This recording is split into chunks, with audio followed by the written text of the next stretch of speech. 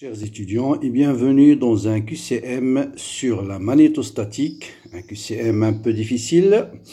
Donc on a l'habitude de travailler avec des spires qui sont roulées sur un cylindre, ce qu'on appelle un solénoïde. Là vous avez des spires qui sont enroulées sur un triangle et on va essayer de déterminer le champ créé par ce système.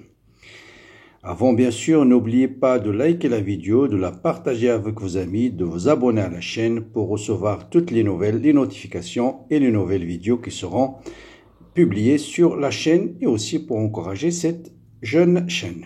Voilà, donc là, le sujet est le suivant.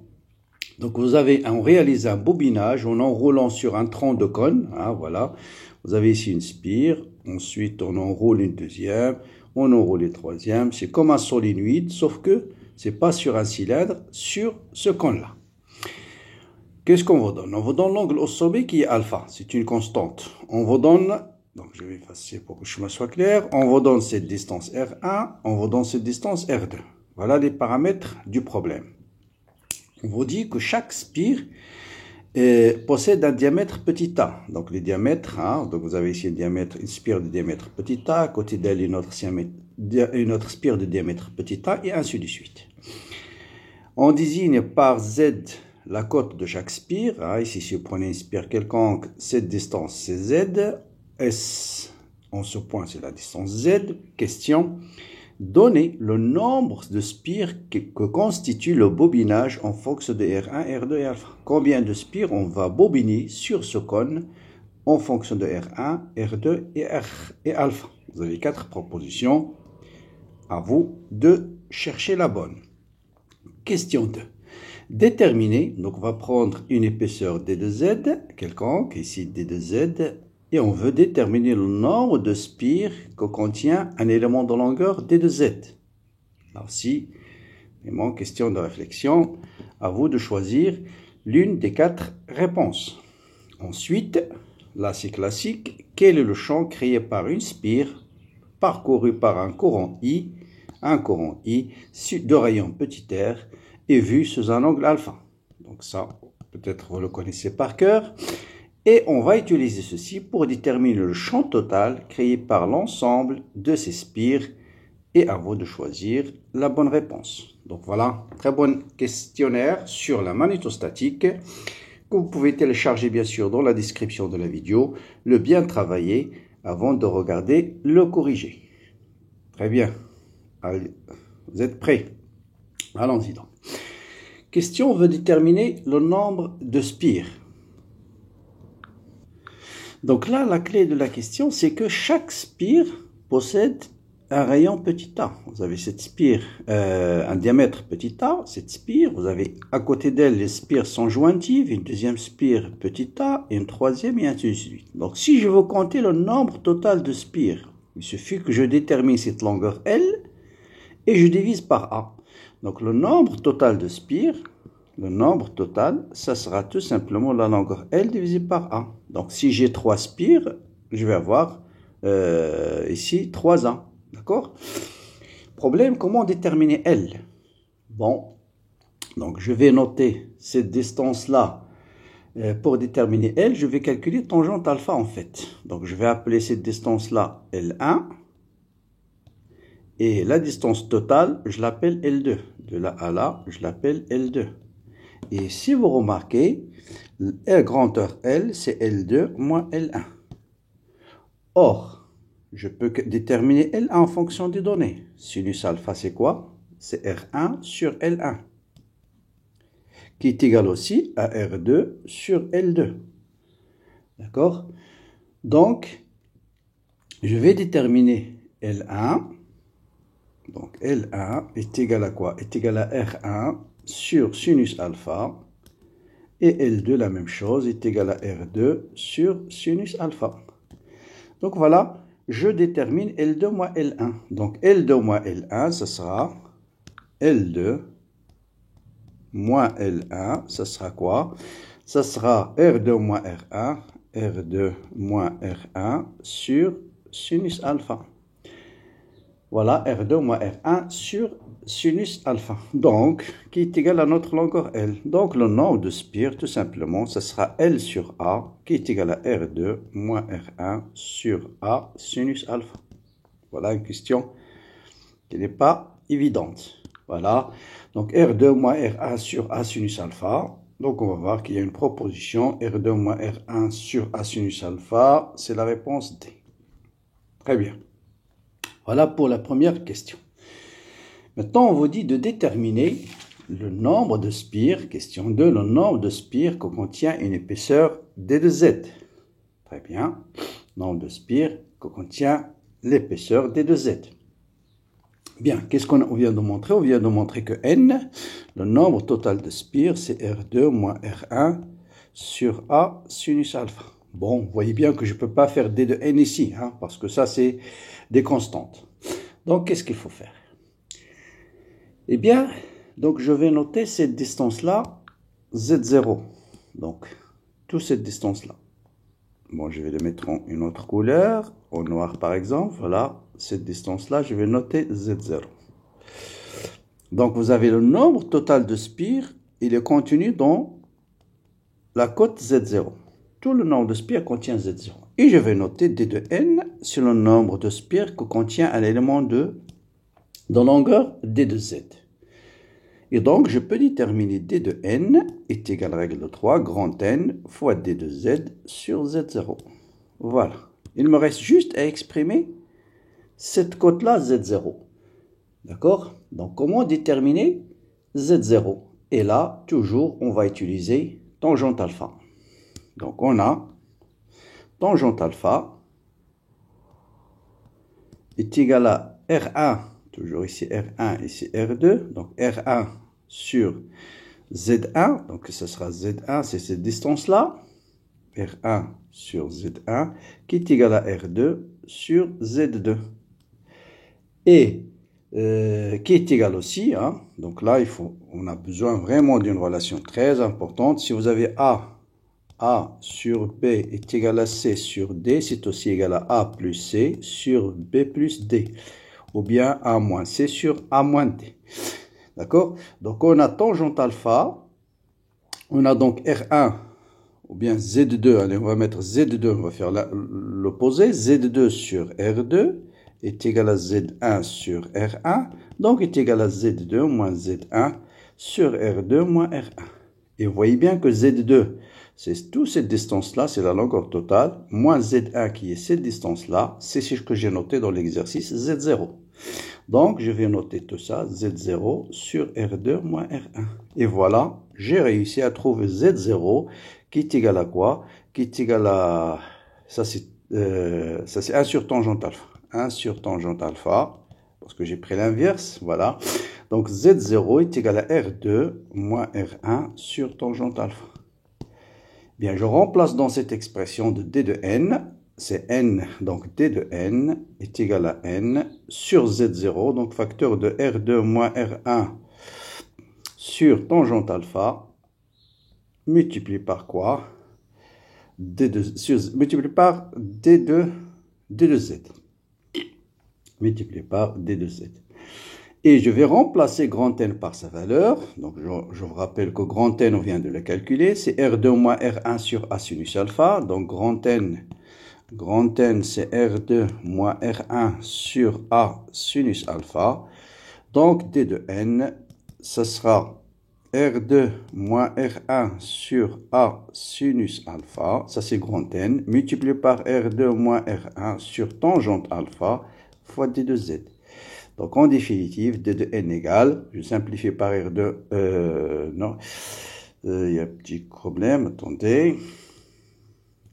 Bon, j'ai inversé ici, hein, donc Z0, c'est en fait R2 moins R1 sur tangente alpha, donc c'est tangente alpha sur R2 moins R1. Donc, je remplace dans D de N, donc D de N, c'est N, qui est cette expression-là, divisé par Z0, donc voilà N, voilà l'inverse de Z0, multiplié par D de Z. Donc, vous voyez bien que vous simplifiez par ça. Tangente, c'est sinus sur cosinus. Donc, il va vous rester D de Z sur A cosinus alpha. Donc, voilà aussi la question, je dirais, qui me paraît la plus difficile.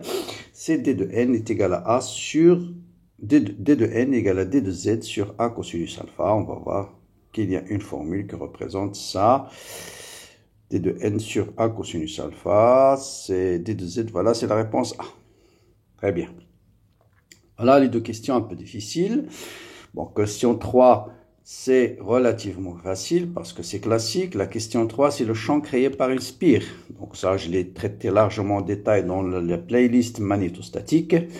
Toujours pour calculer le champ magnétique par la méthode directe, c'est d'abord la symétrie. Donc vous voyez bien que le plan, j'appelle ce point M, X, Z et M, Y, Z, deux plans d'antisymétrie,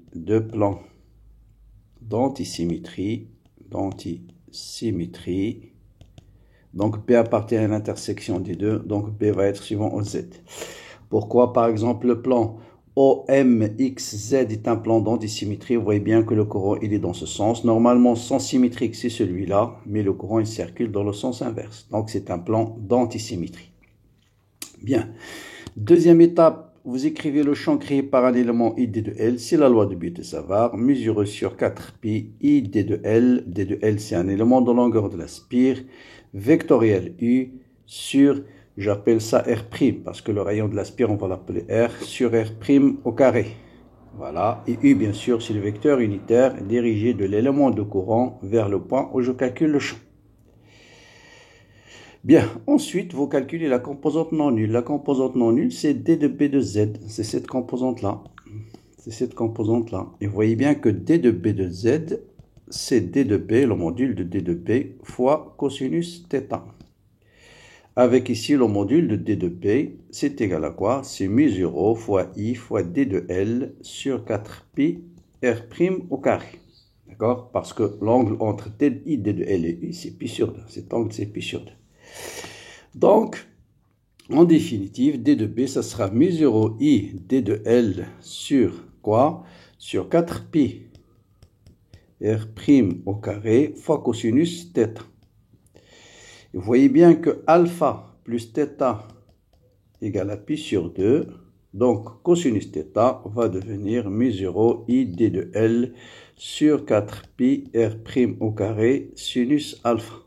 Ensuite, B de Z, ce sera l'intégrale, je sors tout ce qui est constant, mu0 sur 4pi R' au carré sinus alpha, tout ça c'est constant, l'intégrale D de L. Pourquoi c'est constant? Je vous rappelle, si vous avez une spire ici, vous calculez le champ sur l'axe, vous voyez bien que cette distance-là, R' partout, c'est la même. Ah, et l'angle est constant si vous décrivez toute la spire. Hein, c'est comme si vous tracez un cercle avec votre compas. Vous voyez bien que la longueur du compas ne change pas et l'angle ne change pas. Et l'intégrale d'une spire D de L d'une spire de rayon R, c'est 2πr. C'est son périmètre, c'est 2πr. Donc ça vous donne ici mu0 I sur 4pi. Donc, et sinus alpha, donc 2πr. Donc allez, on va d'abord mettre ici R' au carré, sinus alpha fois 2πr. Bon, on va simplifier par 2pi. 2pi, voilà, 2pi, et sinus alpha c'est combien? Sinus alpha c'est petit r sur R'. Voilà, petit r sur R'. Donc je vais multiplier ici. Donc voilà, je simplifie par 2pi et je vais multiplier en haut et en bas par petit r. Donc, et r, et vous voyez bien que sinus alpha, c'est petit r sur R', petit r sur R'. Et donc, j'obtiens B de Z, formule classique, mu0 I sur 2R sinus 3 de alpha et en champ magnétique suivant OZ. Voilà. Donc, mu0 I sur 2R, le rayon de spire, sinus 3 de alpha suivant OZ. Donc, ça, c'est le champ magnétique créé par une spire. Champ magnétique créé par une spire, mu0 I sinus 3 alpha, c'est la réponse A. Donc mu0 I sinus 3 alpha sur 2R, c'est bien la réponse A. Bien, connaissons maintenant le champ créé par une spire, connaissons le nombre de spires que contient un élément de longueur D de Z, on vous demande de déterminer le champ magnétique total. Là aussi, Là, c'est pas difficile parce que si je connais, bon, chaque spire, là, ce qui est très important, c'est chaque spire va donner un champ qui est suivant Z. Donc, tous les vecteurs, ils ont le même sens, même direction. Donc, si j'ai n, d de n spires, chacune des spires va me donner un champ B1 que je viens de calculer. Donc, le champ d de B total, suivant Z, ça sera tout simplement d de n fois B1. Et d de n, on l'a déjà calculé. Donc, d de n, ça sera d'abord B1, ça sera mu0i sur 2r sinus 3 de alpha multiplié par d de n que je viens de calculer. C'était d de z sur a cosinus alpha. Voilà. Donc ça, c'est l'expression de d de n. Ça, c'est l'expression de d de n. Ça, c'est le champ créé par une seule spire. Voilà. Donc, qu'est-ce qu'il faut faire ici? Il suffit de remplacer. Ben, qu'est-ce qu'on va remplacer? Donc là, il faut... Bon, j'ai R et Z. Donc R et Z. Donc Z, c'est cette distance. Hein. Je vais le noter. Z, c'est la cote. Z, c'est cette distance-là. Vous voyez bien que tangente alpha est égal à quoi? Est égal à R sur Z. Voilà. Donc je peux exprimer D de R. Donc R est égal à Z tangente alpha. Ou bien Z. Bon, c'est Z qu'on va essayer d'exprimer. Donc... Allez, on va faire tout ça. Donc, est égal mu0 i sur 2r sinus 3 de alpha 1 sur a cosinus alpha. Donc, d de z, ça sera d de r sur tangente alpha. D de r sur tangente alpha. D'accord? Et voilà, r, je le ramène ici, ce r. Comme ça, je vais voir ici 2. Voilà. Et c'est r qui change. R varie entre R1 jusqu'à R2. Et tout ça, c'est constant. Alpha, c'est constant. Donc, tout ça, c'est constant. Donc, je vais obtenir, donc je vais copier cette formule. Donc, mu0i, donc sinus, tangente, c'est sinus sur cosinus. Donc, on va simplifier tout de suite par un sinus. Donc, d de b de z égale mu0i sinus, bon, je vais effacer ici, d de b de z égale à mu0i sinus carré de alpha sur combien? Sur 2 fois petit a, 2 fois petit a, et tangente, ça y est, on a simplifié avec cosinus et tangente, avec ça, ça va dans le sinus carré. Qu'est-ce qu'il me reste? Il me reste d de r sur r. Il me reste d de r sur r. Et donc, le champ total, il suffit d'intégrer ça, et l'intégrale r varie entre r1 jusqu'à r2.